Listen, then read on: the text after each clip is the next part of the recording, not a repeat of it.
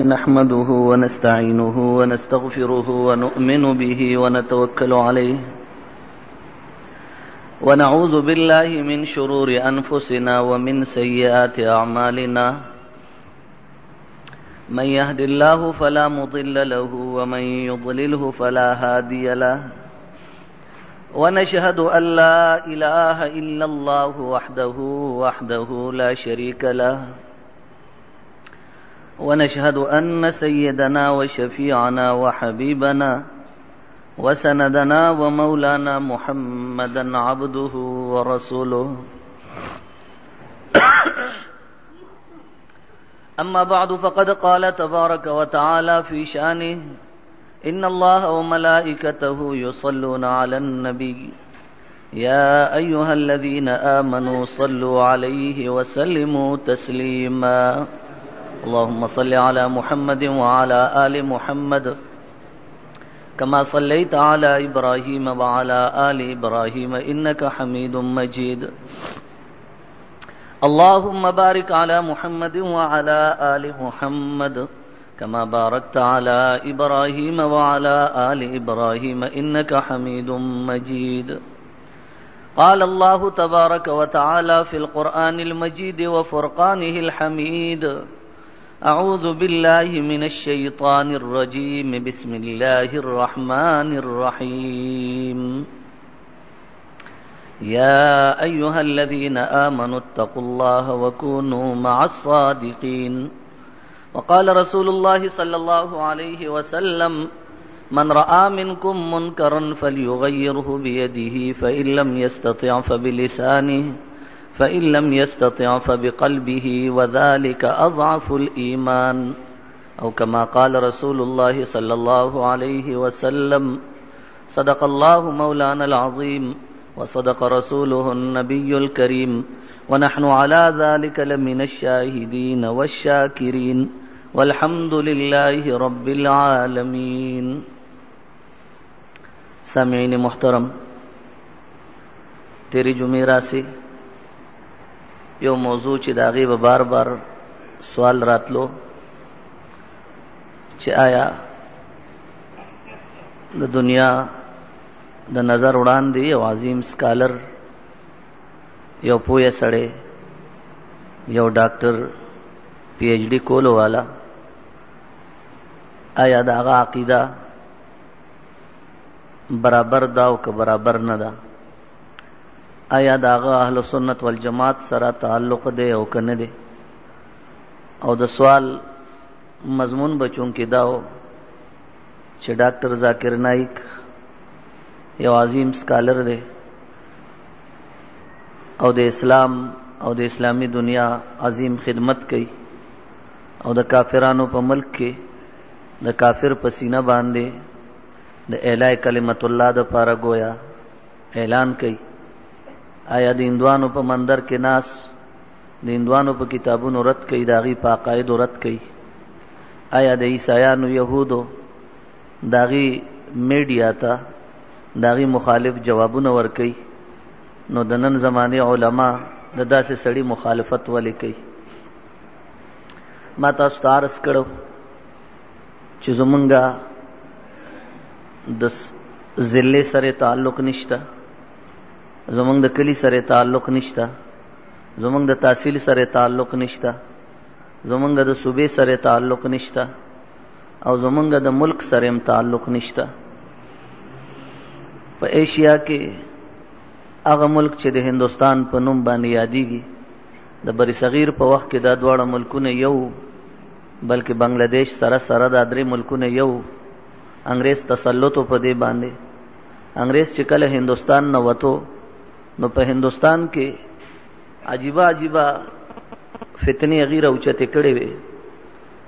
د غلام احمد قادیانی په نوم باندې، غلام احمد پرویز په نوم باندې، دا نور ډېر عجیبه عجیبه فتنې، عجیبه عجیبه مسائل انګريزانو را اوچت کړ او د مسلمانانو په سینه باندې، د مسلمانانو په ملا باندې، د مسلمانانو په اذهانو باندې داسې داغونه لګولو د پاره داغي کاوش او مهنت چالو. بیا زمونږ ملک کې بعضې ځایونو کې په ډېرو جوماتونو کې په ډېرو درسګاهونو کې داسې امامان هم تیر شوي دي او داسې خطیبان هم تیر شوي دي، داسې لوی لوی قاضیان هم تیر شوي دي چې هغې کله د هغه جوماتونو نه د هغه مدارسو نه د مسلمانانو د هغه مراکزو نه د هغې کله ریټایرمنټ وشو نو وروستو چې پته لګېدلې ده نو هغه یا یهودي په مسله باندې پاتې شو، یا عیسائی په درسګاه کې پاتې شو، یا یهودي زمونږ مرکز کې پاتې شو، یا عیسائی زمونږ په یو دینی اقدار والا ځای کې پاتې شو. نو په هغې کې هغه داسې ګنګیری وردننه کړې وې چې د هغې د صفا کولو بیا علماو له چل نه ورتلو. دا حقایق د دې نه پټه نه کېږي، دې نه سترګې نه پټېږي. داسې اوس هم په بعضې ډېرو کلیدي اسامو باندې داسې خلک موجود دي چې هغه یا امریکن دي یا فرانسیان دي یا د دنیا نور داسې کافر قوتونو واله دي، د انډیا را واله دي، نور کافر قوتونو واله دي چې هغه خلک زمونږ داسې ځایونو ته دننه شوي دي، مدارسو ته هم دننه شوي دي، مساجدو ته هم دننه دي، خانقاهونو ته هم دننه شوي دي، مراکزو ته هم دننه شوي دي چې د مسلمانانو په شان، د مسلمانانو په عظمت، د مسلمانانو په وقار باندې داسې داغونه لګي چې مسلمان راتلونکي دنیا کې هغې پاکولو ته نه سمیږي. داسې ډېر واقعات ستاسو مخې ته راغلي دي، ډېر واقعات تاسو اخبارونو کې کتلي دي، ډېر واقعات تاسو په ټلویزیون یا په ریډیو باندې اورېدلي دي چې داسې خلک هر ځای ته رادننه شوي دي او هغې روانې کړی دی. په دغه کړو کې یو کړی دا هم ده، لکه ما تاسو ته مخکې حواله جاتو سره عرض کړو. ډاکټر ذاکر نایک زما مخکې عرض وکړو زما د علاقې نه دی، یا ستاسو د قول مطابق چې د یو فقیر بل فقیر بدی شي نو د دې مولوي صاحب هغه ځکه بدی شي چې هغه مولوي صاحب دی هغه مسائل بیانوي، دیم مسائل بیانوي. داسې خبره نه ده، الله دې هغه ورځ نه راولي. مونږ خپله زندګي دین دپاره وقف کړې ده، فی سبیل الله وقف کړې ده، چا نه تمه نشته، نه د چا د تمې خیال ساتو چېرته په خپل ژوند کې. لیکن صرف تاسو په دې خبره پویول غواړم چې ستاسو په نیټ باندې یا ستاسو په ټلویزیون باندې چې کله تاسو انټرنیټ یا سبل څه شی یوز کوئ، کیبل وغیرہ، نو په هغې باندې د هغې یو بیان راځي. هغه بیان عمومي بیان دی، اردو کې دی، تاسو ټولو به اورېدلی وي. په هغې کې باقاعدګۍ سره هغه دا خبره کوي چې آج کے دور میں محمد الرسول اللہ صلی اللہ علیہ وسلم کو ماننا بھی حرام ہے. نشته د الفاظ موجود، تاسو به هم کتلي وي د الفاظ، ما هم کتلي دي د الفاظ. ما ول کتاب کې وکتل حقیقت ذاکر نایک کې، بخاری صاحب چې کوم کتاب لیکلی دی هغې کې ما د الفاظ ولیدل، بیا ما خپل نیټ باندې وکتل، بیا مې د هغه بیان راویستو، بیا هغه بیان مې تفصیلي واورېدو. په هغه بیان کې دا الفاظ مې په خپلو غوږونو او په خپلو سترګو مې دې سړي ته کتل چې د وی چې آج کے دور میں ہمارے لیے محمد الرسول اللہ صلی اللہ علیہ وسلم کو ماننا بھی حرام اور ناجائز ہے. سوچ خبره چې د پیغمبر زمانہ تیره شوه، په نن دور کې ما د پاره محمد رسول الله منل هم مونږ د پاره دا ناجایز او حرام دي. بیا هندوستان کې مسلمانان را پاسېدل، د هندوستان مسلمانانو پاغه باندې عدالت کې یو مقدمه دایر کړه او داغه مقدمه الفاظ داو چې د مسلمانانو پیغمبر محمد رسول الله صلی الله علیه وسلم پشان کې سوکم گستاخیو کی داغه سزا پانسی ده. او په دې هندوستان ملک کې چونکه مسلمانم به حیثیت یو قوم وسیږي او د هندوستان په آئین کې دا لیکلي دي چې دغه مسلمانان چې څومره وسیږي د دې کم شخصي وقار نه، شخصي اقدار نه، د دې دینی اقدار ته چې کم سړیم نقصان ورسي کاغه اکثریت سره تعلق لري، کاقلیت سره تعلق لري، نو داغه سزا په آئین چې کوم موجوده ده نو هغه د ورکړي شي. کله چې دا مقدمه عدالت تلاړه، هندو جج ناستو، هندو جج په فیصله ورکولا چې دا کم سړی د الفاظ ویلي د عدالت تظاهر حاضر شي، نو بیا ذاکر نایک د دې په بدله کې خپل یو جواب داوه لیکل، نو پاغه کې معافی نامه ولیکله. هغه داغه په کمشنر په نوم هغه معافی نامه موجوده ده، بیا د عدالت په نوم معافی نامه موجوده ده. نو داغه یو چې کوم کسان داغه غ سټیشن کې کار کوي او غور له تنخواه ور کوي، پاغه کې یو مولا او داغي هغه عدالت کې بیا خبرې له سمې ورکولو، نو هغې کې د هغه الفاظ دا و چې دا دنه سبقت لسانی شوې ده. سبقت لسانی څه ته وایي؟ سبقت لسانی دې ته وایي چې انسان یو لفظ وایي، هغه لفظ کې ته غلطي وشي. دا خو عقیده بیانولو، په عقیده بیانولو کې سبقت لسانی نه کیږي، لیکن دا هغه رجوع په وجه باندې عدالت عالیه هغه معاف کړو. دا هغه ځای چې عدالت عالیه معاف کړو، نو هغه الفاظ بیا تر نن تاریخ هغه ویلي نه دي، لیکن به هر حال هغه د الفاظ استعمال کړیو.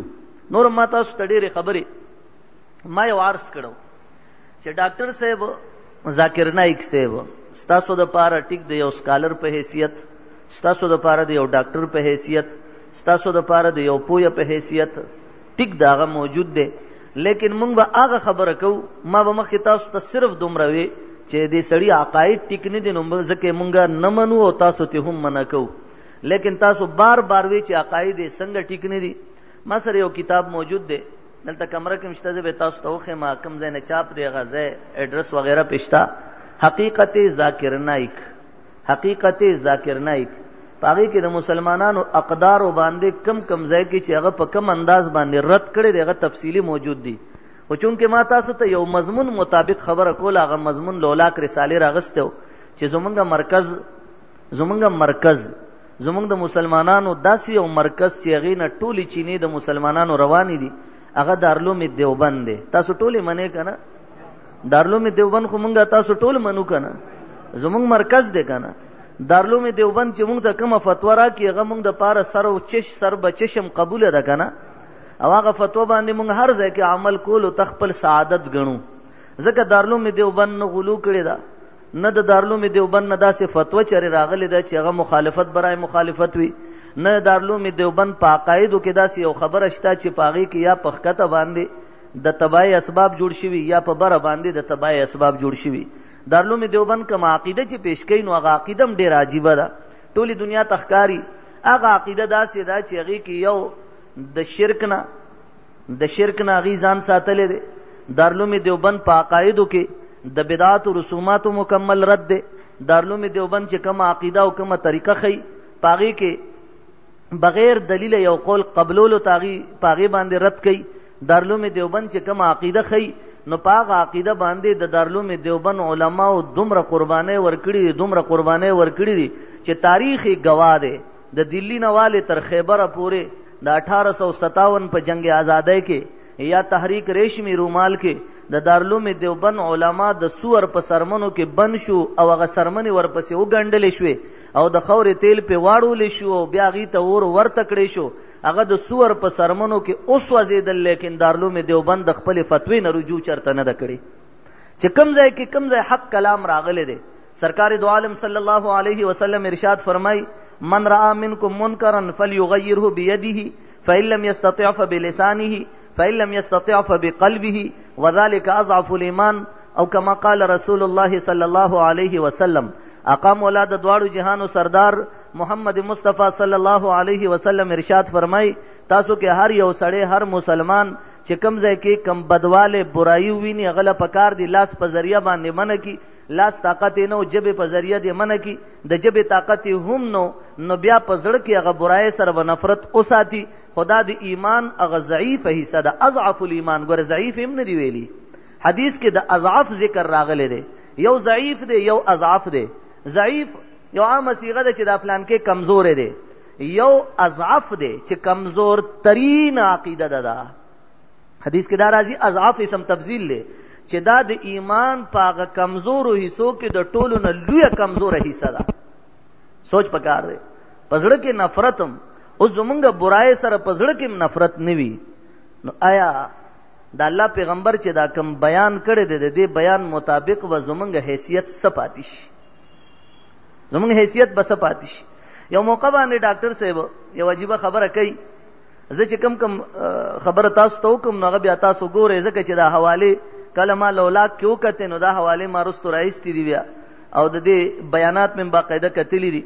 خپل تفصیل ته میزان رسولی دی چې داسې یو غلطي ونه شي چې د هغې مطابق انسان سبا سترګې ښکته وي او دا ووایي. یو سړی وګوره عدالت عالیه کې یو سړی ووایي چې زما مشر دی ډاکټر ذاکر نایک، زما مشر دی، او د فلانکي مولوي صاحب په هغه باندې دا رد کړو، نو زه به عدالت ته حاضرېږم چې زه عدالت ته حاضرېږم ما به د مخکې نه ځان په یو څیز باندې کلک پویه کړی نو عدالت ته چې زه حاضرېږم زه به جواب کولی شم. که چېرې زه ځان نه داسې یو خبره وکړم تا عدالت ته لاړې زه عدالت کې ګیرېږم ځکه ما به ځان نه خبره کړې وي نو زه داسې غلط کار چرې هم نه کوم. که څوک دا ووایي چې زما یو سکالر زما یو پویه سړی زما یو رهبر و رهنما هغه باندې دا بیجارت شوی دی عدالت عالیه ته رجوع کولی شي هغې کې ویلی شي چې دا ردونه په دې فلانکي جماعت کې فلانکي مولانا صاحب غلط کړي نو انشاءالله رب گواه دی عدالت عالیه کې خپله مقدمه د خپلې مقدمې الفاظ د هغې ریکارډنګ به موجودي هغه باقاعده حوالو سره ثابتولو ته ګورې هر وخت کې تیار یو. پوه شوې تاسو په خبره باندې که نه ما تاسو ته ویلي چې دا 2 جمعې بیان بني دا بس تاسو په عدالت کې یو مقدمه پرته وي. دا 2 جمعې زه بیان نه کوم 13 جمعه ما بیان نه دی کړی دی جمعه بیان نه دی بلکې ستاسو عدالت کې یو مقدمه پیش کول غواړم چې آیا د یو سړي عقاید داوي آیا داسې عقایدو والا زما او ستا رهبر و رهنما جوړېدی شي آیا داسې عقایدو والا زما او ستا مشر جوړېدی شي آیا د داسې عقایدو والا خبرې زما او ستا دپاره قابل قبول کېدی شي آیا داسې عقیده بیانولو والا سړي ته زه اسلامي سکالر ویلی شم آیا زه د داسې سړي ته د اسلام یو سپاهي ویلی شم نشم ویلی بلکې زه ورته ایجنټ خو ویلی شم لیکن زه هغه ته چرم د اسلام سپاهي نشم ویلی چې داسې عقاید مسلمانانو کې خواره کړي وي. او بیا زمونږ نوجوان طبقه زمونږ ګریجویټ طبقه زمونږ هغه طبقه چې د کالج یونیورسټۍ سره تعلق ساتي نو هغه طبقې ته زه جولی خورم هغه طبقې ته درخواست کوم د هغه طبقې د یو سړي کور ته په جرګه باندې تلل والله بالله ثم تالله په خپل عزت کې د رای دانې برابر کمې په هغې کې نه محسوسوم چې زه د یو مسلمان خپل بچي یا د یو مسلمان کوڅې له لاړ شم د یو ورور کوڅې له لاړ شم او هغه ته دا ووایم چې زما ورور جانه ستا د عقیده کې دې ځای کې دا بګاړ دی ته په خپله عقیده باندې ځان پویه کا ګورې ستا عمل په خپل ځای باندې عمل کې تا نه ګناه راغې الله معاف کولو واله دی لیکن عقیده کې بګاړ راغې نو زما رب هغې ته معاف کولو واله چرته هم نه دی. ټیک شو که نه مونږ تاسو بد ښکارو که چېرې یو مسلمان ورور له کوڅې له لاړ شو د عقیدې په بابت کې نه ښکارو بد که نه نو چې څنګه دې ځای کې زه مقدمه پیش کوم نو زما تاسو ټول وروڼه تاسو به دا مقدمه په مخ کې بوځئ که به نه بوځئ به دا مقدمه که نه خپل وروڼه ستاسو کالج او سکول کې وي هغې ته به دا مقدمه رسوئ که نه حواله موجوده ده دې کې ټول حواله جات شته که نور حواله جات ګورئ حقیقت ذاکر نایک که هغې نه پس هم تاسو وایئ چې نور هم موږ خپله تشفي کول غواړو نو کتابونه ډیر دي هغې نه بس تاسو انشاءالله نه پاتې کېږئ تاسو ته به د هر کتاب حواله هر یو کتاب په نیټ باندې د هغې مکمل چې کم ځای کې کم پروګرام په کم نوم باندې هغه په نیټ باندې یوټیوب وغیره کې څنګه راځي هغه به تاسو ته مکمل لیکلی شي په خپله به ځان په خپله عقیده باندې پوهیږئ تیار یو که نه انشاءالله.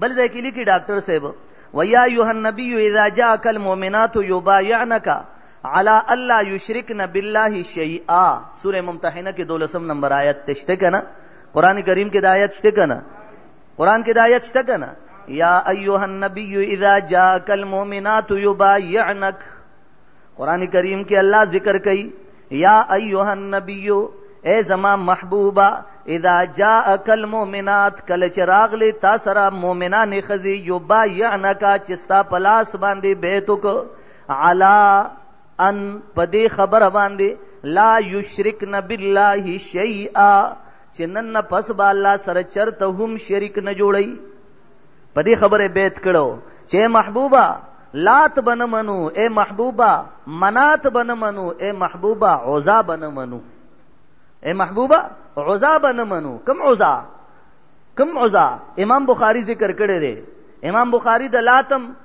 مکمل تفصیل ذکر کړی دی د مناتم تفصیل ذکر کړی دی د عزا تفصیل هم ذکر کړی دی خو د عزا تفسیر ډیر عجیبه دی سرکار دو عالم صلی الله علیه وسلم زمانہ وا خالد ابن ولید یو لګلو ورته ویلاړ شه د مدینه د مکه مکرمه نه 2.5 کیلومتره فاصله باندې یو بستی دا پاغي کې ونی دی بوټي دی روان کورونه دی اغه ځای تلاړ شه اول تک وګورا سوک خلق د عزا عبادت کوي خالد ابن ولید رضی اللہ عنہ رئیس الموحدین حضرت خالد ابن ولید تور لاس کې واغستا، ځان سره مسلمانانو صحابه واغستل، هغه علاقې ته ورسېدو، هلته ډېرې ونې وې، د کیکر ونې وې، حدیث کې ذکر د کیکر د ونو راځي، د کیکر دا ونې وې ډېر شی وې او په هغې کې روان جونګړې وې، د هغه جونګړو کې څه خلک ناستو، سرونه یې ښکته کړي وو، ویښتې په ځان راړولي وو. خالد ابن ولید رضی الله عنه توره چلوله، هغه کورونه یې روان کړه، هغه خلکو له سپېړې گزارونه ورکړه، ټول خلک یې وزغلول او په هغه ځای کې مکمل امن و سکون راوستو. چې واپس راغې سرکار دو عالم صلی الله علیه وسلم ارشاد فرمایلو خالده د عزا عبادت دې ختم نکړو. خالد ابن ولید رضی الله عنه بیا لاړو چې څنګه غزا ته ورسېدو. امام بخاری ذکر کړی دی په هغه ځای کې یو ښځه ناسته ده، روان ویښتې دي، د خاورو نه ډک دي، ویښتې په ځان باندې داسې راړولې دي او چغې وایي یا عزا غفرانک یا عزا غفرانک، دا چغې والې او داسې خاورې به په خپل سر باندې اړولې، چغې والې ډېر سنکیان ورته چار چاپېره ناست دي، هغې هم سرونه وایي او دغه ذکر یې چالو دی یا عزا غفرانک. فاروق حضرت خالد ابن ولید رضی الله عنه چې د حالاتو ته وکتل، زری توره راواغسته، وی اول د دې دا مشر پیر کم چې دا خلق په دې شرکیاتو کې مبتلا کړی دی، د نه سروال غواړي چې د سر نیوالی شوی دا خلق نه سمیږي. نو هغه ښځه کومې چې په سر باندې خاورې اړولې، لوی لوی ویښتې په ځان باندې راړولي او امام بخاري ذکر کوي د هغې نه سر قلم کړو، داسې ونیولو او بیا هغه ټول کورونه روان کړو، ټولې ونې کټ کړې او دا ارشاد یې وفرمایلو چې د نن نه پس په دې علاقه مې د عزا عبادت کولو واله څوک مو لیدل، د ټولو نه به سرونه قلم کم. معامله ختمه شوه. دغه آخري موقع و د عزا عبادت د دغه ځای نه ختم شو. بیا به چا دا نه وي چې عزا دې ځای کې یو بت دی یا عزا زمونږ خدای دی، د هغه عبادت به مونږ کوو. نن دور کې هم داسې دي.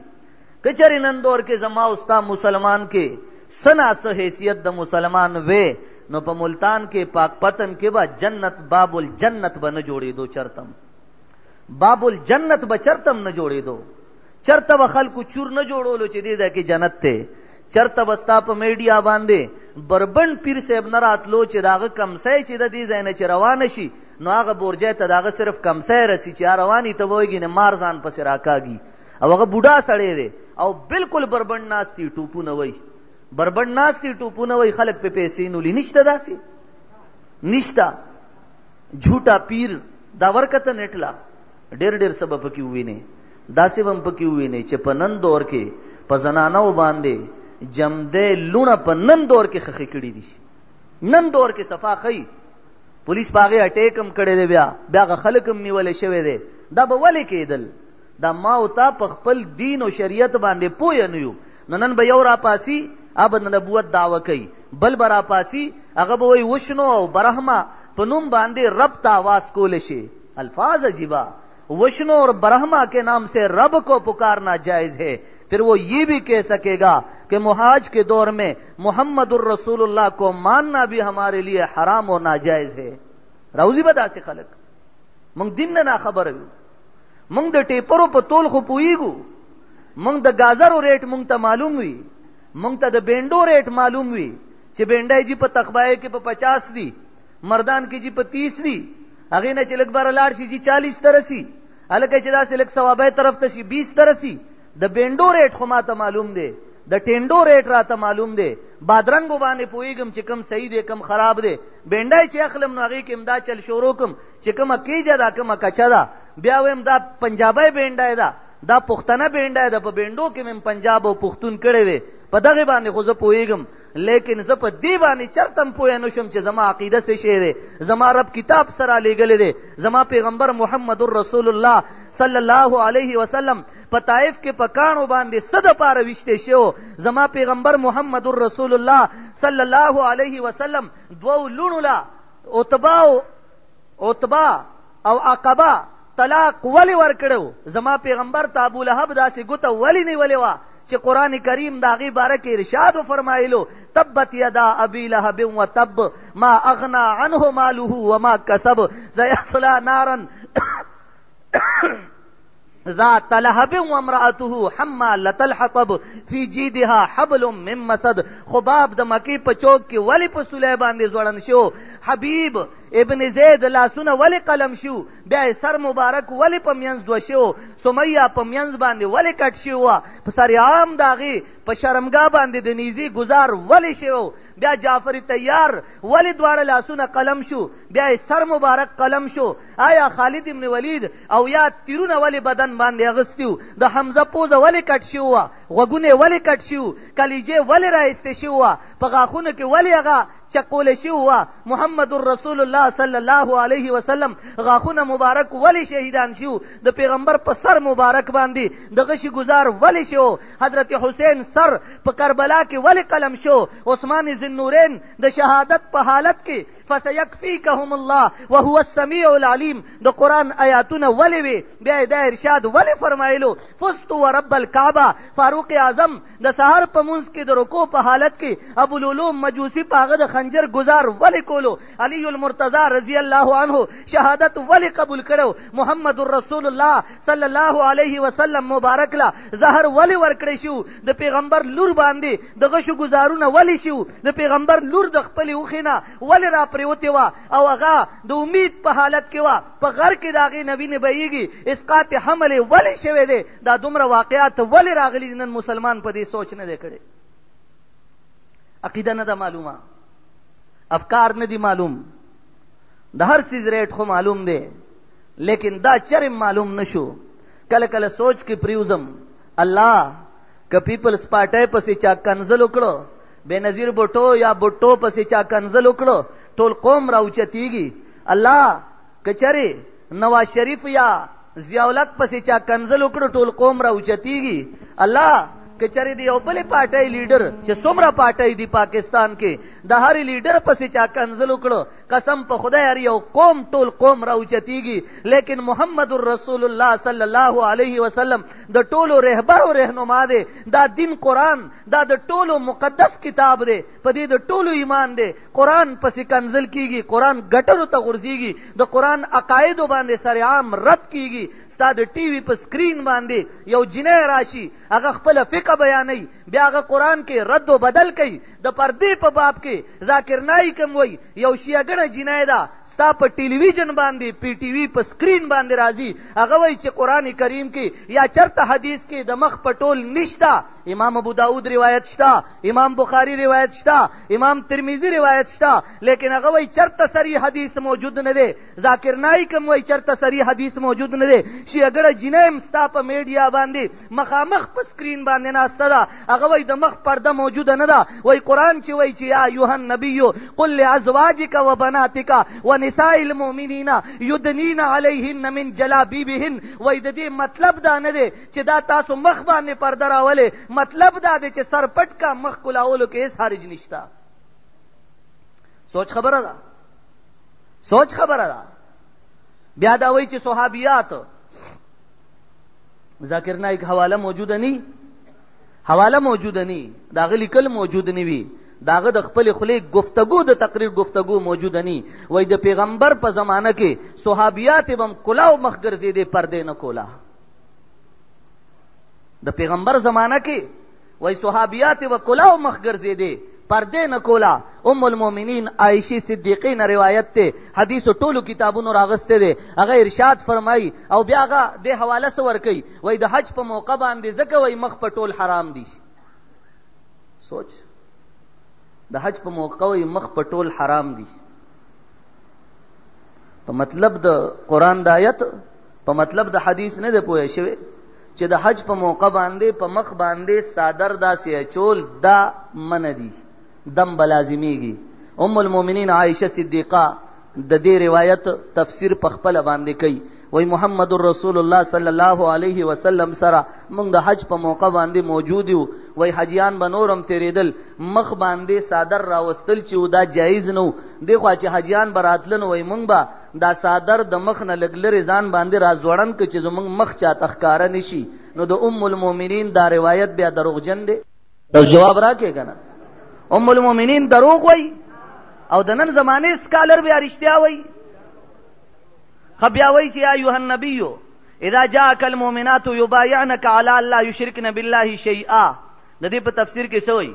وای دلته لفظ بیت यहां पर लफ्ज बैत इस्तेमाल हुआ है और बैत के लफ्ज में हमारे आजकल के इलेक्शन का मफहूम भी शामिल है, क्योंकि हुजूर अल्लाह के रसूल भी थे, सरबराह मुमलिकत भी थे और बैत से मुराद उन्हें सरबराह हुकूमत तस्लीम करना था। इस्लाम ने उसी दौर में औरतों को वोट देने का हक भी तफवीज कर दिया था। दाऊगोरे इस्लाम में खवातीन के हुकूक सफा 50 अज डॉक्टर जाकिर नाइक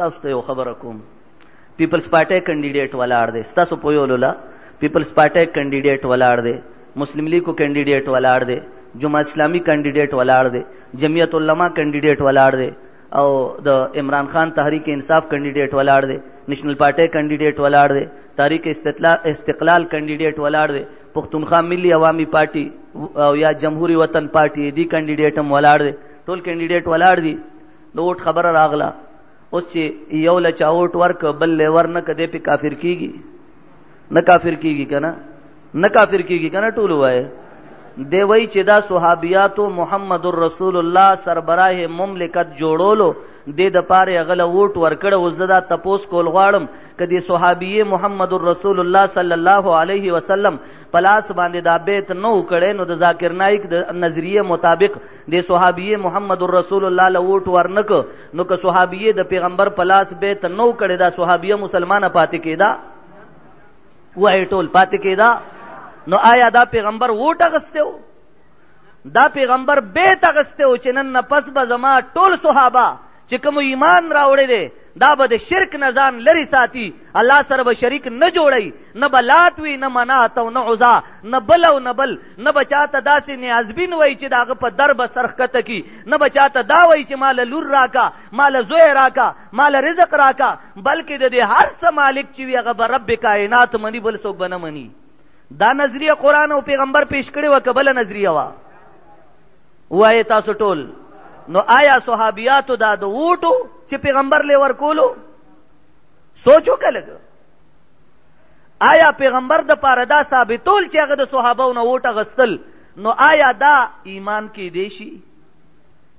देशी पैगंबर वोट पसा अगस्ते दे पैगंबर को कुरान सफा इरशाद दे अल्लाह युशरिकन बिल्लाह देखे दा अल्फाज निश्ते चे मा सरबराह मुमलिकत तस्लीम के आखो मुशरिकीन बार बार मोहम्मदुर रसूलुल्लाह सल्लल्लाहु अलैहि वसल्लम तरागलिव वर्ते वे पा अरबो के चे कमो न द टोलो न ज्यादा खस्ता खजवी दागी निकाह दर सरकौ सरबराही अरब ता तस्लीमौ टोल दे सरदार तस्लीमौ मुंग सर चे सुमर मालू न दी अगर टोल मालू न ताल दर कोल ग्वाड़ू टोल जेदाद और मालू न बस्तावी लेकिन जुमंग द बुतानो रद मकवा मोहम्मदुर रसूलुल्लाह सल्लल्लाहु अलैहि वसल्लम दे रद कड़ो कनो कड़े कना अब गदा वही ची देखो ने बेत कुरान वही ची दाए पर शिरक बांधे ची शिरक बन कई बेती अगस्ते हो जाकिर नाइक वही ची दाए वोट अगस्ते हो उस्तासु है दाग फिक्र गलत थे गलत न दे टोलू है रात फिक्र गलत थे गलत न दे यूनिवर्सिटी कॉलेज वाले न तपोस को हम फिक्र गलत थे गलत न दे कपदे मौका मौजूद नहीं जमाद आवाज वर्तौर सीगी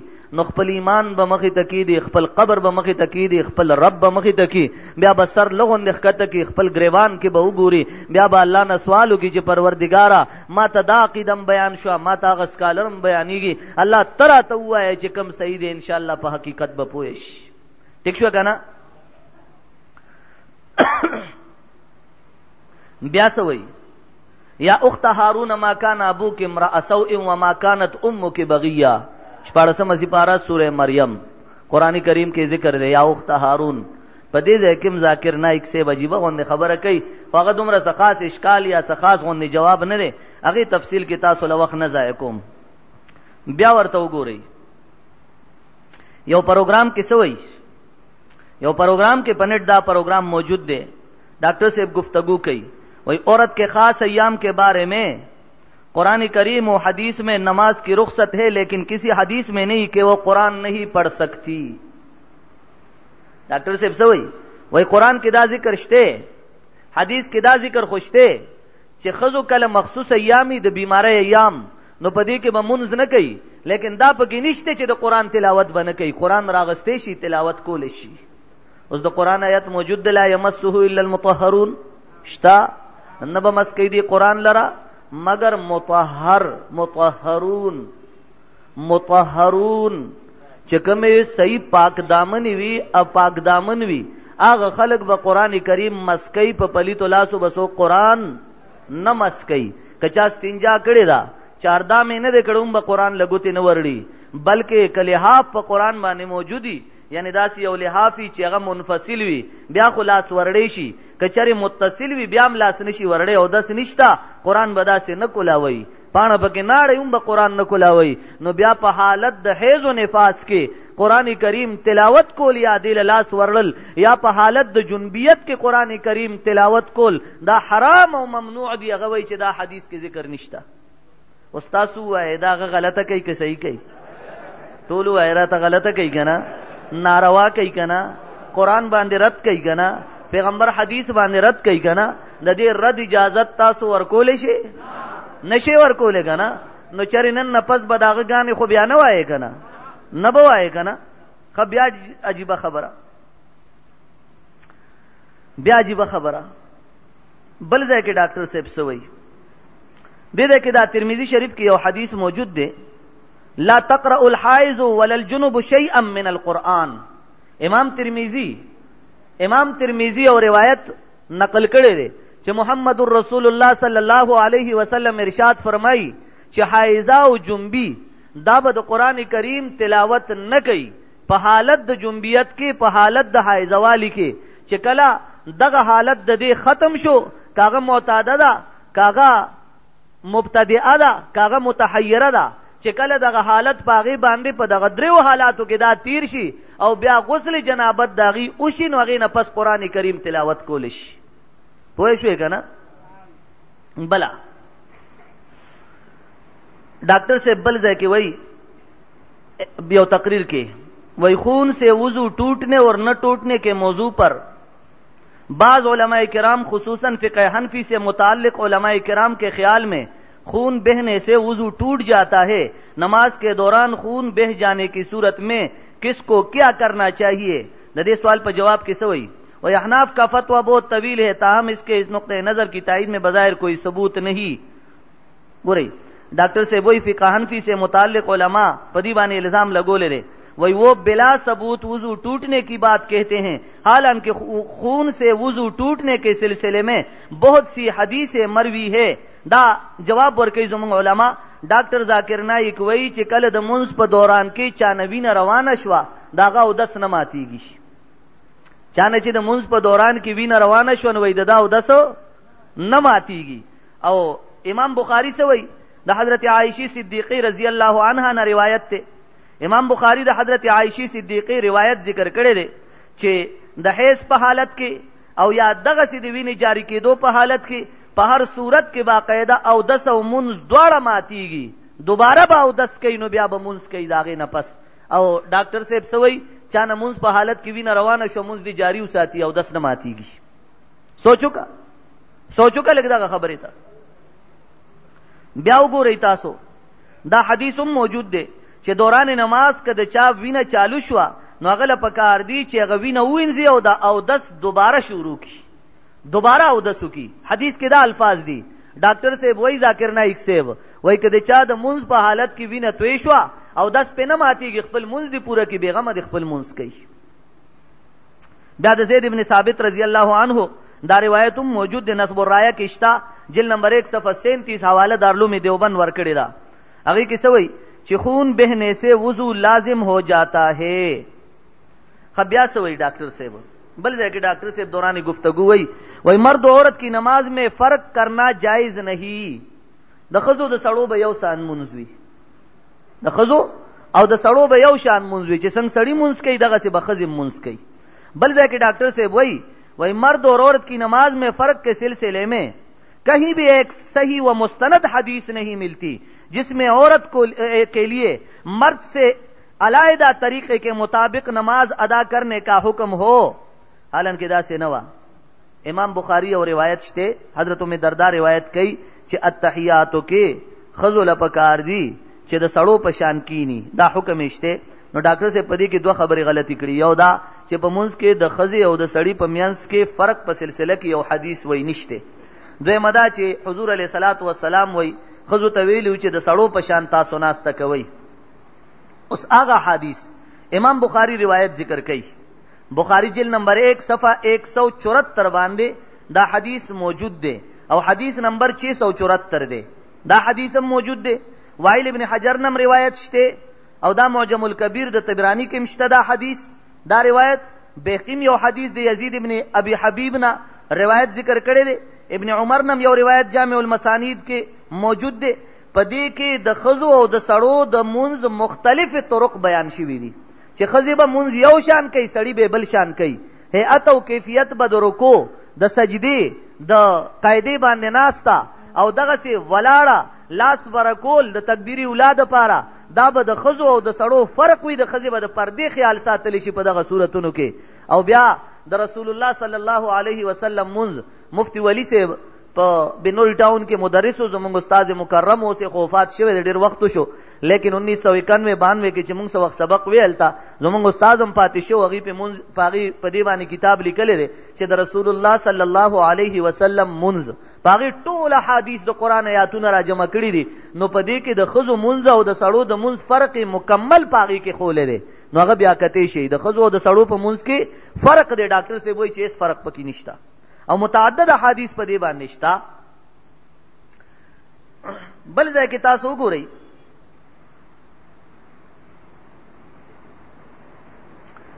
د خطبه جمعه باره کې سوي، یو ځای کې دې دام وای چې ڈاکٹر سے الفاظ دادی وہی بلا وضو قرآن کریم چھونے کی اجازت ہونی چاہیے، بغیر د اودسا قرآن کریم لاس کے راغستلو اجازت وہی پکار دے.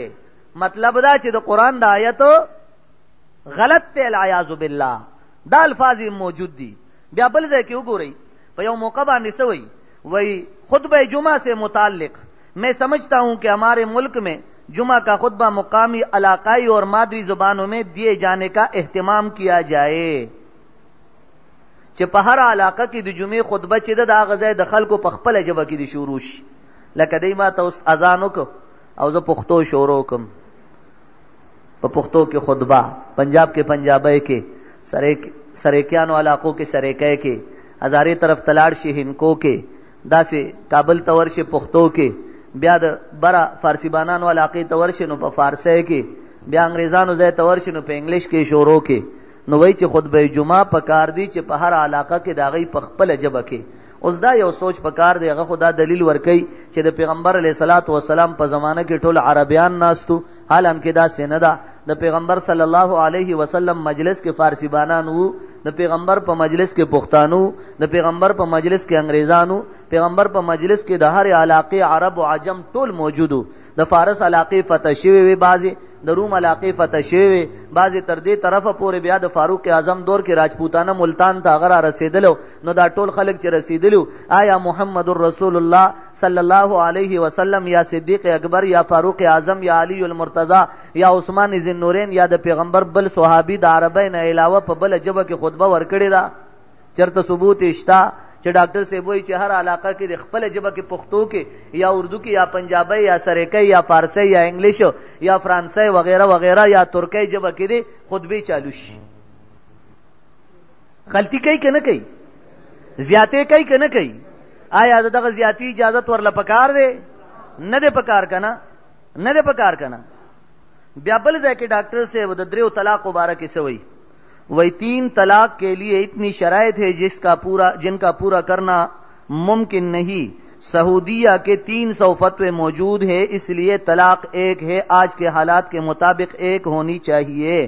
खुतबात जाकिर नाइक पल खुतबातु की लिखी چې چادرې طلاق ورکړنو هغه دی یو طلاق کوي. سنت رستو ټیم ورکیږي، سنت ټیم ورکیږي، رستو مولمات کا رستو به ټیم ورکیږي، په قلاره په طریقې پویا کا بابا رستو به ټیم ورکیږي کینا رستو ټیم ورکیږي ټول. اوس ذاکر نائک سیب دا خبره کوي ور باندې ملګری نه راشي نو په طریقه پویوي کنه راخ کوي ما په طریقه باندې ملګری پویوي سنت ټیم ورکیږي. خجی ډاکټر صاحب دا وایي چې چادرې طلاق ورکړو نو هغه به یو طلاق درې نه کیږي.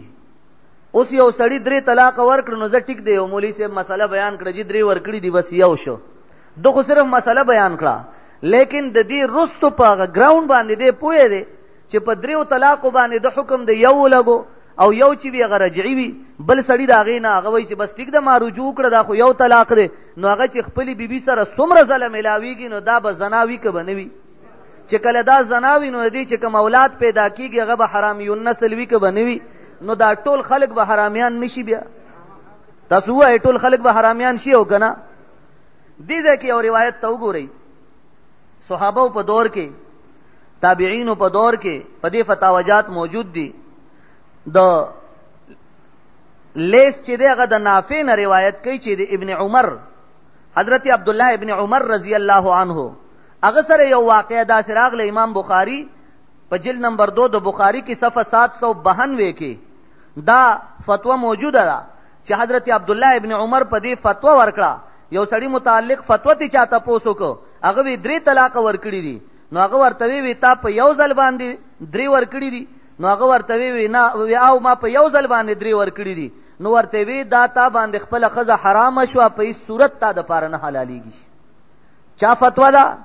عبد الله ابن عمر، د حضرت عمر زوی. امام بخاری روایت نقل کړي دي. بل روایت چې دی ابو داود ذکر کړي دی جلد نمبر 1 صفحه 299 کې بابن فی الطلاق، بابن فی الطلاق. دې روایت کې دی چې 3 طلاق ورکړو او پیغمبر صلی الله علیه وسلم ورته تا نه بوس خزه جدا کیږي. حضرت امام مالک، موطا امام مالک کې صفحه 199 کې دا روایت موجود دی. هغه وی چې ابن عباس له یو سړی راغی، هغه ورته وی چې ما خپل خزله وی سل طلاق ورکړو. امام مالک رحمت الله علیه موطا امام مالک کې دا فتوا ذکر کړی دا. وی حضرت عبد الله ابن عباس رضی الله عنه ورله جواب ورکو چې 3 طلاق ورته وشو او دا 97 چې دینو دا د باندې ګناه شه، دا د دین باندې دین پورې خندا وکړه. 3 طلاق شو او دا 97 پیری د دین پورې خندا کړی دا. حضرت امام مالک نه بل روایت ته بلغه ان رجلا جاء الى عبد الله ابن مسعود فقال اني طلقت امراتي 8 تطليقات. قال ابن مسعود فماذا قيل لك؟ قال قيل لي انها قد بانت مني. فقال ابن مسعود صدقوا. موطا امام مالک کې موجود دی دا روایت چې وای یو سړی عبد الله ابن مسعود سره راغی، ورته ما خپل خزله 8 طلاق ورکړو. ابن مسعود نه تاسو شو، ورته وی تا ورته څه جواب ورکو؟ هغه ورته وی زما خزه په ما باینه شو. وی ما ته دا جواب ملاو شو. ابن مسعود ورته وی چې دا بالکل صحیح درته ویلی، 3 طلاق استا خزه ته وشو. 8 طلاق ورکړو وی 3 ورته وشو، دا 3 صحیح دي او دا ورپسې 5 چې نو دا سه بدعت شو، د ځان نشو، دین پورې استهزاء شو. دارقطنی یو روایت راغسته دی او مصنف ابن ابي شيبه هم دغه روایت راغسته دی. هغه کې دا موجود دی چې نبی علیہ الصلوۃ والسلام فرمایل په یو ځل 3 طلاق ملاو شو، وی دا 3 طلاق دي، دا یو طلاق نشي کېده بلکې دا خزه په طلاق شو.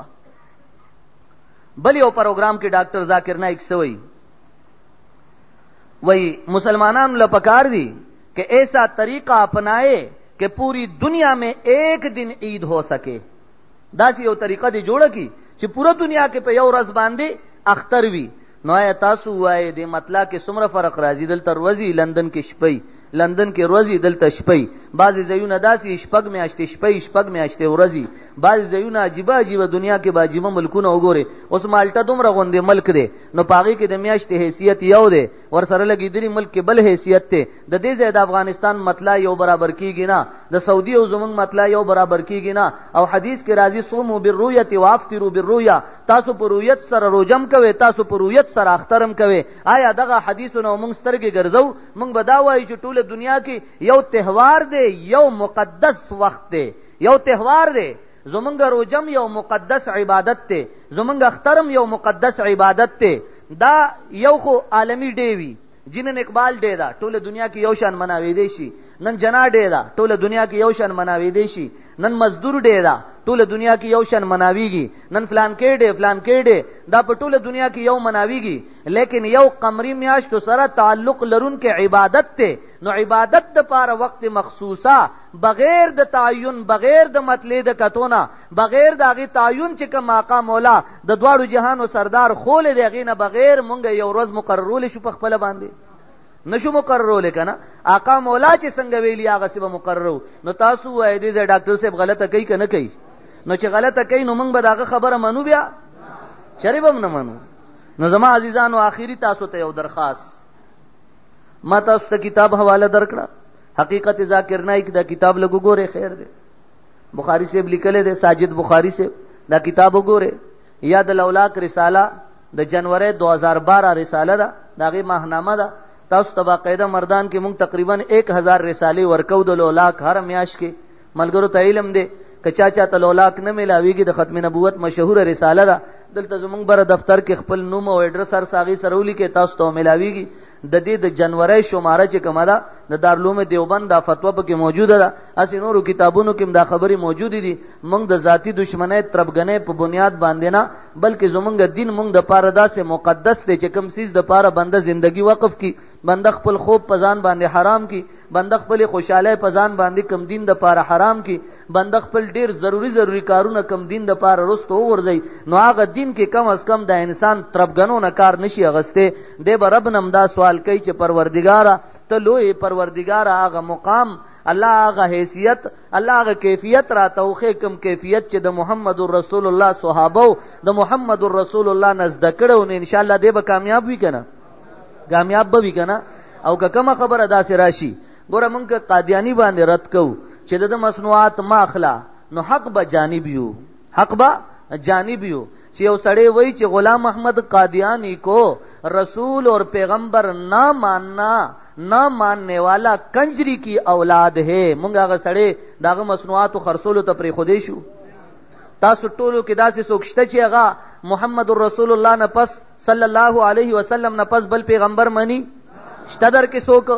او هغه وای چې دا کم خلک وای چې پیغمبر نه پس بل پیغمبر نشته، ګینه غلام احمد قادیانی پیغمبر نه دی، وای دا ټول د کنجری اولاد دی. تاسو سره څه جواب دی؟ اوس د خپل د کنجری اولاد شک نه شو، او داسې سړی چې دلته مصنوعات خرڅي تی په اخلي، نو ته په بدخکاری که بد نخکاری. چې کم سړی وای چې فاطمه الزهرا، غلام احمد قادیانی خپل بیان دی، وای فاطمه الزهرا د محمد رسول الله صلی الله علیه وسلم لور مبارک وای ناستوا، وای ماته پتون خور کما داغي په پتون باندې سر کې خود وای ماته دادا نصیحت وکړو. اس تاسو نه تاسو کوم فاطمه الزهرا د پیغمبر داسې لور، داسې پاک دامن لور، داسې عفت مآبا چې هغه اعلان کوي ورته وای حضرت علی المرتضی ته وای زما جنازه وای د شپې وباسا چې زما د کټ په صادر باندې زما په لاش کم صادر پروتي پاغه چرته د پردي سړی نظر پریونسي، او داغه بارک یو سړی دا وای نو مونږه معاف کول شو، مونږه معاف کول شو. زما یې نه معاف کین نو زه به معاف کم نشم معاف کول کنه. بیا کم سړی چې قران بارکه د رب بارکه داسې بے ادبی کوي چې رب کو وشنو اور برہما کے نام سے پکارنا جائز ہے اور پکارنا چاہیے، هغه سړی بتا سو معاف کې چرتا معاف کول شي. ذاکر نایک دا الفاظ نوی ز مجرم، ذاکر نایک دا الفاظ نوی چې رب کو برہما اور وشنو کے نام سے پکارنا جائز ہے، دا الفاظ موجود نہیں کہ آج کے دور میں ہمارے لیے محمد الرسول اللہ کو ماننا بھی حرام اور ناجائز ہے، دا الفاظ موجود نہیں. زدہ سزا مستحق لیکن کا الفاظ موجود ہوئی. نو تاسو ته صرف یو درخواست، دس بسته درخواست چې مسلمانانو رونو د داسې فتنو نه ځان وساتئ. ساتي بزان کنه ټول بساته کنه، رب سره وعده د داسې فتنې کې وتا سو چرم ناراضه کنه، او د داسې فتنې قلقم بتا سو کوي که بنه کوي. زمونږ ملګری به یې پدې کې کبنه چې په ټوله دنیا کې د محمد رسول الله صداقت، د رب کریم د کتاب صداقت، د الله د وحدانیت صداقت، د محمد رسول الله صلی الله علیه وسلم د خاتم الانبیاء والا عقیده، رب چې کوم عقیده بیان کړی دا محمد رسول الله مونږ ته رسول دا، دا هغه عقیده دفاع ټوله دنیا کې په هر ځای هغه د پاره مونږ او تاسو ملا تړلې ده کنه تړلې، ملګرتیا به کو کنه. الله دې تاسو ټول اجر درکړي. خپل ملګرو ته دا ټوله خبره ورسوي چې کوم ځای کې تاسو ملګری وي هغه ته دا خبره ورسوي. ان شاء الله میٹرک کا امتحان دیا ہے، دعا ورته وکړئ چې الله ورته کامیابی نصیب کړي. میٹرک امتحان ورکړي، دعا ورته وکړئ. ډبل سوال دی، زما خوګه پاک دامن اورا، زما سوال دا دی چې ما سره څه کسانو په قران روغه کړی دا، هغه کسان د قران دروغه د پاسه وسلې وروړي د شریعت مطابق د کسانو د پاره سزا ده. د دې د پاره اسانه خبره تاسو ته وایم، کچره د قران د روغ نه پس غي وسله را لی او نیت کې داوی چې تا ته نقصان رسي نو الله به چرم معاف نکړي. داغي ګناه داغي حقیقت او حیثیت اخو الله ته معلوم دی، تاسو ته معلوم دی، پدې کې الله معافي چره نه کوي او تب سه اقدام نه کوي، تب اقدام نه کوي، نور به ان شاء الله الله غي ذلیل کوي په دغه باندې. मेरा एक करीबी दोस्त है जो स्कूल टीचर है, उसके स्कूल में फीमेल टीचर है, वो एक दूसरे को चाहते थे. अभी उसने इस फीमेल टीचर से शादी की है, लेकिन इस शादी का न लड़की के माँ बाप बहन भाई को पता है और लड़के के घर वालों को पता है. इसने कहा कि मैंने बाकायदा निकाह की है, इसमें महर भी मुकर्रर किया था, तो क्या इस तरह शादी करना सही है? असल के वादा वि जायज कदा से सोच चाहता निकाह पैगाम उलीगी और गौर सर निकाह की, लेकिन कुरान करीम वेली दी बिमारूफिन द दस्तूर मुताबिक. देखिए द कुफ मसला हम वी او دستور داوی کدی نه څوک داغه مور پلار یاد د مور پلار خبر شینو اکثر قتل او غارت غره ته د غیرت په نوم باندې مسلتی جوړیږي. نو په دې وجہ والدین د دواړو طرفه خبرول ضروری وي. اسی نکاح کې مستحب دادی چې ډیر خلک راجمعي او په مجمع عام کې نکاح وتړل شي. خو بیا د نکاح د پاره خو دوه گواهانوم شرط ته. بعض خلک نکاح وتړي گواهان پکې ني، نو هغه نکاح خو نکاح نه ده، نکاح کې گواهان شرط ته. کچره دا شرط پکې نه وي نو بیا زنا او نکاح کې بس فرق نه پاتې شي. अगर एक शख्स अपनी बीवी को 5 साल पहले तलाक दे दिया है, 5 साल के बाद बगैर अलाला निकाह किया है, क्या उसका निकाह हुआ है या नहीं? ना, बिल्कुल जना कही. एक वाक़या किसी तालिब इल्म से सुना है. वाक़या मेराज में नबी अलैहिस्सलातु वस्सलाम ने हज़रत इमाम गज़ाली का मुलाकात मूसा अलैहिस्सलाम से किया था. दादा से नवा दादा मेराज په موقع دا واقعया न وراغلی. دا یو بزرگ خوب لیدلو، دا خوب واقعیا ده. اپوی شو نو معراج په موقع دا سینو شوی، دا د خوب یو واقعه ده. سلام کے بعد عرض یہ ہے کہ ذوالقرنین خکرونه ولیو. ما تاسو ته ویلو، ما تاسو ته دا عرض کړو چې علامه علوسی، امام رازی وغیرہ وغیرہ، ابن جریر وغیرہ ټولو په دې باس کړی دی. د اغي وای چې دې کې سوجه نشته. اغي وای چې د عادت ذوالقرنین وای نو د دې سلور وجوهات کې دي شي د تاریخ مطابق. پیغمبر صلی الله علیه وسلم یا قران دا ذکر نه کړي چې د خامخا دوخ کرانو. اغي وی قران ورته ذوالقرنین ولی ویلی دی یا ذوالقرنین. نو دې کې سلور توجیهات مفسرینو ذکر کړي دی. وګوره تاسو غالبا معارف کې هم دا سلور واړه توجیهات موجود وي. غاسان دی اردو کې دی وی ګوره، تفسیر عثماني کې هم وي. نو هغه دا ذکر کړي دی چې یاد د دواړو طرفو تخکرانو ولیو الله کړیو.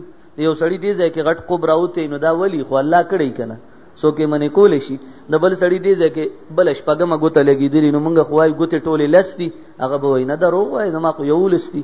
اوس چا جوړ کړی دا غوته؟ الله جوړ کړی. نو چې الله سو کی داغه خو سو رد نشي کولای کنه. اوس الله ورلا آیا دې ذکرونه لګولیو. یو روایت خدا ده. دویم روایت دا ده چې نه، دا د تندی دا دواړه سایډونه دا چونو دای لګ لګ داسې را پړسیدلی د خکر مشابهت لرو. بل دریم نمبر تفسیر دی کې دا ده چې هغه یو تاج چول او پاغه تاج کې خکرونه لګولیو. سلورم تفسیر دا ده چې هغه د دنیا یوې کونه مطلع الشمس قران ذکر کړی دی، حتی اذا بلغ مغرب الشمس ذکر قران کړی دی. نو مطلع الشمس مغرب الشمس تر رسیدلو نو دوه قرنونه، یعنی هغه زمانہ او هغه زمانہ، هغه ګډ د دنیا هغه ګډ د دنیا. نو په دې وجه باندې هغه ګټ او هغه ګټ، نو په دې وجه باندې د ذوالقرنین ویل شو. دا سلور وجوهات مفسرین صرف توجیهات ذکر کړي، ضروری نه چې خکرانیو او کې دیشي چو. سلام نه پس عرض ده چې وې زمونږ د نتیجې لپاره د کامیابی دعا وکړئ، الله دې ټول کامیاب کی. عرض یہ ہے کہ ایک چپل ہے جس پہ لکھا ہوا ہے کہ یونیورسل. اس کا معلومات کری قادیانی کے نہ دغه چپلې د قادیانانو نه دي. سٹیپلائزر چې کوم یونیورسل د کمپنی ناراضی ہندو کا مسجد میں فاتحہ خوانی میں منع ہے یا نہیں. ہمارے علاقے کے مسجد میں ایک مردے کے ایصال ثواب میں اس کا ہندو ساتھی ہم نے دیکھا ہے کہ یہ جائز ہے یا ناجائز او دا حرام دی. ہندو جماعت تنشرات لے غنا نجس تے. قرآن کریم کے ذکر دے یا ایھا الذین آمنوا انما المشرکون نجس شتے کنا فلا يقرب المسجد الحرام بعد عامهم هذا. قرآن کریم کی تفصیلی عبارت النص سره ذکر دینو ہندو جماعت تنشرات لے بہر و سرغم خادی کا وکنا قادیانی سره बने कि हिंदू سره बार बार गम खादी कोलिश। हमारा नतीजा क्लास न हम 15 जून को आएगा। दतम दुआओं के चल्ला खो नंबर सर पास की के सबको मेरे वालिद साहब पर ददप वालिद से कर्ज बोझ दे दुआ औरतों के चल्ला कर्ज बोझ नखलास की।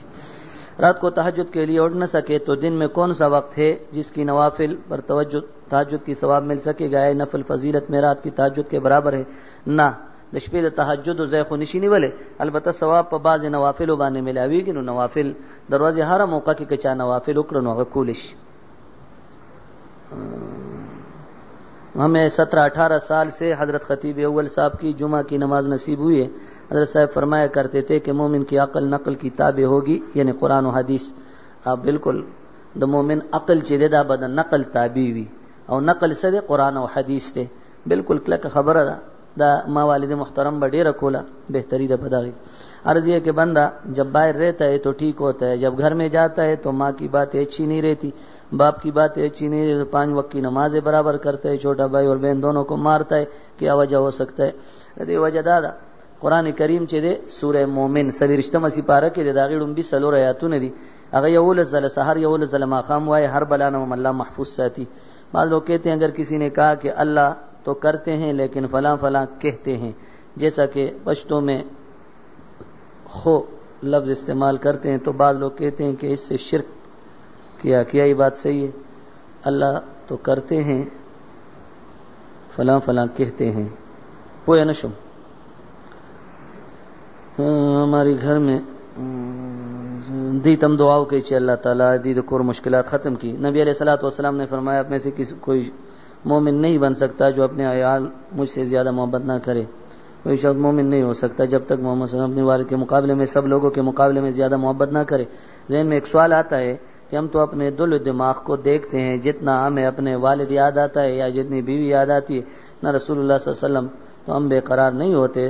तो दमता सैदी हदीस अगर पूरा तशरीह करे वा चे पैगंबर सल्लल्लाहु अलैहि वसल्लम दा फरमाई चे ला युमिनु अहदुकुम। नो दा कामिल मोमिन चे कम सिफात हुई नो अगर कामिल मोमिन यानी अगर कामिल सिफात वाला मोमिन निशी जोड़े दे चे पैगंबर सल्लल्लाहु अलैहि वसल्लम सरे दुमरा मोहब्बत नवी मोमिन बवी अगर कामिल सिफात वाला मोमिन बनी दा सड़े चे पैगंबर सल्लल्लाहु अलैहि वसल्लम सरे द जानना द खपल औलाद द दुनिया द टोल खल्कुना द खपल मालना द हर सनजियाती चे नबी अलैहिस्सलातु वस्सलाम सर मोहब्बत नवी नुदा ब कामिल मोमिन न जुड़ेगी। अस्सलामु अलैकुम वरहमतुल्लाहि वबरकातुहू। तैयब साहब के बारे में आपका क्या राय है? शेख तैयब पंजपीरी दाग बारा के राय माँ दग पूरे अकीदे पूरे एतिकाद पूरे खबर शी नो एतिकादन दागी अकायद द अहल सुन्नत वल जमात द अकीदे न मुखालिफ थी। एतिकादन द अहल सुन्नत वल जमात चिकम अकीदा द दागी नागी मुखालिफ थी। अकाबिरीन देवबंद चिकम अकीदा पेश कई पटोपे बांधी चदा सन अंग्रेज़े दा दी बानी मुंस की गया की पे नाम के बाद अर्ज ये है कि ये मीज़ान बैंक का मुनाफा लेना जायज़ है, वजाहत कीजिए। बिल्कुल जायज़ दा। क्या प्रॉपर्टी का काम जायज़ है? हाँ तो प्रॉपर्टी कार को जायज़ दे जो हो भी कम उम्र दासी इमाम ची अगर कम उम्र भी और लगता भी बहुत छोटा हो और मूंछे और दाढ़ी भी ना हो नो अगर पसी मुंज न दे पकार गिरा अगर दरुख पखपल जाए यो सवाल दा दे चे प्रॉपर्टी कार जायज़ दे कना जायज़ मां दे जवाब वर्क यो प प्रॉपर्टी के दरोग वेल जायज़ दे कना जायज़ दागी जवाब जुदा दे लके वो सड़े राशि चे कमीशन जायज़ दे कना जायज़ मंगवाई जायज़ दे उस यो सड़ी मुलादू प्याजा गखरई दवानो मोटरी दे वर्तवई दे अलुजिम कला कला दगे कोलाउशी अलुजिन चे दा पकी हुए ब्या खो हरामीगी आगे कमीशन ब्या जायज़ न दे। बश्तो में अल्लाह को खुदा कहते हैं आदा जायज़ दी अल्लाह ता खुदा वेलिशी पुख्तो के पतख्तपोश और पगाड़ी मुंस कीगी कना पतख्तपोश को मुंस कीगी और गाड़ी चे देनो गाड़ी बारा के खुदा दा चे कचरे दो उदरे दो इम्कान नवी ट्रेन दे या से शे दे उदरे दो इम्कान या जाज दे उदरे दो इम्कान नवी वक्त तीरीगी नो तहर्री बहु की चे कबला कम तरफ त मालूम शो आगा तरफ तो मुंस कई कचरे गई ना ब्या गाड़ी तावीगी नो द मुंस फर्क न प्रियुजी सकसान द तबलीग न खत्मोलो कोशिश की अख्तरी مهربانو کې دې کسانو د پاره الله نه سوال وکړي دا څه څوک نشي کولای پیغمبر صلی الله علیه وسلم تبلیغ چا نو ختم کړي تبلیغ نشي ختمې دي زمونږ د پاره دعا غواړي چې موږ د مصیبتونو الله دې ټول د مصائب او خلاص کی قرض د بوج نه دې الله ټول خلاص کی او بیمارونو دې الله ټول محفوظ او ساتي دا کم ملګری چې خط ته الله دې دین ټول مصائب او محفوظ ساتي मैं घर में बड़ा हूँ भाइयों से 3 भाई काबिल बेरोजगारी के हालात आए हैं तो मेरे भाई ने मुझे कहा د تم دعاو کې چې د کوم مشکلات دي پروردگار عالم دی هغه مشکلات خپل قبضه قدرت سره ختم کی رب انی مغلوب فانتصر چې وای سوره قمر کې دي ان شاء الله ډیره فائدہ وي ارزدا دې مې زبان مې دا جبه کې چې چا لکنت ته نو دې شپارسمه سپاره سوره طه کې رب اشرح لي صدري ويسر لي امري واحلل عقدة من لساني يفقهوا قولي دا آیت چې وای او بو باندې چوفکې غوبس کې ان شاء الله فائدہ به وي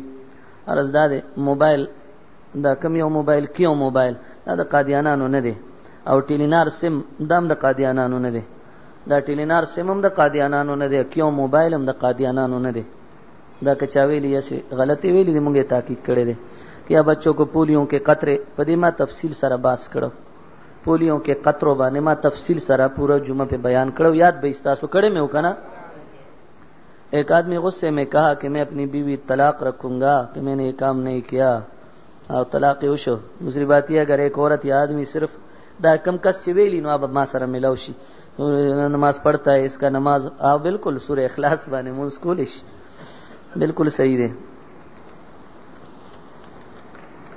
جیسے جی شیزان کمپنی کے مالک نے قرآن پاک کا ترجمہ 40 زبانوں میں کروا کے پوری دنیا میں تقسیم کر دیا جہاں لفظ محمد آیا ہے وہاں پر احمد مردود قادیانی کا نام لکھا اور اس نے صاف کہا ہے کہ یہ پیسہ مسلمانوں کے جیبوں میں سے آیا ہے ذرا سوچئے دا موږ دي مسلمانانو تارو خوایو چې د شیزان سمره پروډکټس دی غي نه ځان وساته د شیزان والو شو یا وسیس کوریر والا دی یونیورسيټي مخې ته دی یا دا سپورټس والا دی زیاده بجلو والا دی دا سیټي موبایل والا دا ټول قادیانان دي نه ځان وساته الله دې موږ او تاسو له عمل کولو توفیق راکړي ذائقه گی وغیرہ دی غي نه ځان وساته پروردگار عالم دې ټول او تا جنت الفردوس کې اعلی مقام نصیب کړي تاسو ټول دا ناس ته الله خپل دربار کې قبول کړي رب کائنات خپل رضا مونږ او تاسو ته نصیب کړي الله قران باندې مونږ او تاسو پوهه کړي الله د رحمت باران یادای بیمارانو ته دعا وکړي چې الله ټول ته شفای کامل ورکړي الله دې بیمارانو ته شفای کامل عاجله د پاره د نیک عمل ورکړي او د رحمت باران دې الله په قدر د حاجت وري الله زموږ چې کوم ضرورت دي موږ باندې پوره کړي الله دې ملک چې دا څومره مشکلات دي چې هر ورځ الله موږ یو نوې عذاب ګورو کله بجلی نه نو کله ګیس نه نو الله کله ګیس ګرانیږي کله بجلی ګرانیږي کله پېټرول کله ډیزل الله په دې امت باندې د حکمرانانو الله شپې او ورځې تنګي کړې دي پروردگار عالم دې حکمرانانو ته هدایت وکي الله که هدایت قسمت کې نه داسې پلې رک کی چې مونږه بیا پسترګو نه وینو پروردگار عالم مونږ ته اخلاص کې الله د ظلم او ستم مونږ کې نور طاقت نشته الله ظلم او ستم برداشت مونږ کې نور نشته طاقت پروردگارا الله تخپويږي دې ته هدایت نصیب کی الله که هدایت قسمت کی نه دا قوم ته اخلاص کی الله په دې قوم باندې داسې حکمران راولي چې هغه عادل وي الله چې هغه منصف وي الله چې هغه کې انصاف او عدل وي الله په دې قوم باندې داسې حکمرانان راولي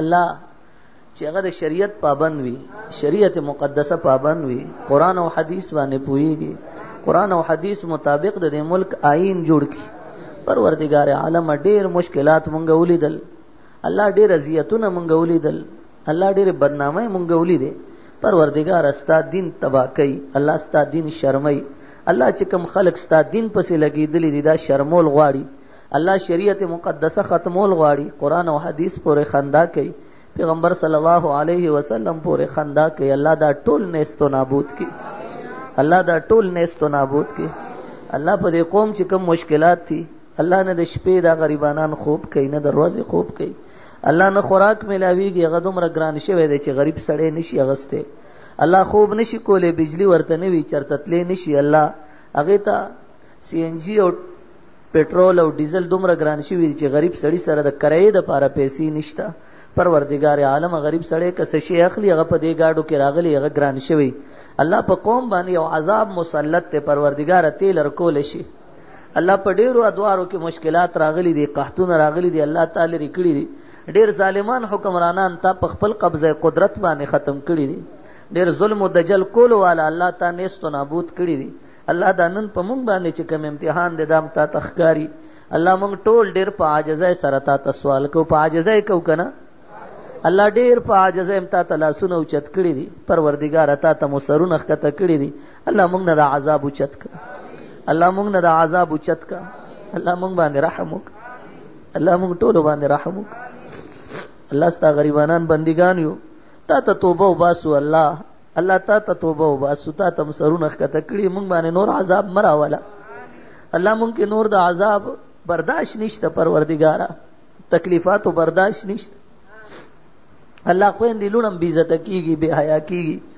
الله نظام داسې مسلط شوی دی، بیبیانم بی عزت کیږي. الله د کور در ور حفاظت زمونږ نشته. پروردګار تا نه سوال کو، عمر والا عدل راولا، الله عمر والا عدل راولا. پروردگار عثمان والا حیا راولا، حضرت علی والا بہادری راولا، صدیق اکبر والا صداقت راولا. پروردگار عالم تا ته د ملک ښکاری. الله کدا نه وی مسلمانان بس کوي. الله ملک را نه هم روان دي د کافرانو قبضه ته، په هر ځای غي قابض شوی دي، په حکمرانانو قابض شوی دي، کلیدی اسامو باندې قابض دي.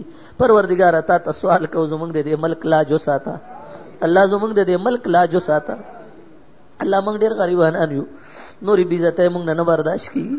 پروردگار عالم نورې بی عزتۍ زمونږ عصمت او عفت الله ته حفاظت وکي. الله تختیدو لار راته نخکاری. پروردگار الله ته زمونږ حفاظت وکي، پروردگار ته زمونږ حفاظت وکي. الله په عقیده باندې زمونږ حمله کیږي، الله په عزت باندې مو حمله کیږي. پروردگار ته علاج وساتي. الله څومره حاضرین دي دې قسم پرسه په دې حالاتو کې د دې غریبانو، یا الله یا د قرضونو بوج لاندې پراتی دي، یا کاروبارونه تباہ دي، الله یا په کورونو کې دشمنه طرفګنې دي، په خپل قدرت کامله دې ټولو ته حفاظت وکي. الله د قرض بوج نه ټول خلاص کړي، ظلم و ستم نه محفوظ وساتي. الله دې کې دا ماشومان دي، دا ځوانان دي، سکولو کالج والدي، مدارس والدي، الله ستاسو رضا د پاره راجم دي. پروردګارا مدرسو استادان دي، علما دي، مفتیان دي، عام زمونږ عوامي رائے دا، بازار والدي. پروردگار عالم د ټولو په حال رحم وفرمای. الله دې ټولو په حال باندې رحم وفرمای. الله د ټولو کورونو مې دوه خويندو ته د حیا او د پردي ژوندۍ نصیب. الله چې کوم حالات روان دي پروردگار الله تباکی کومه تبایت.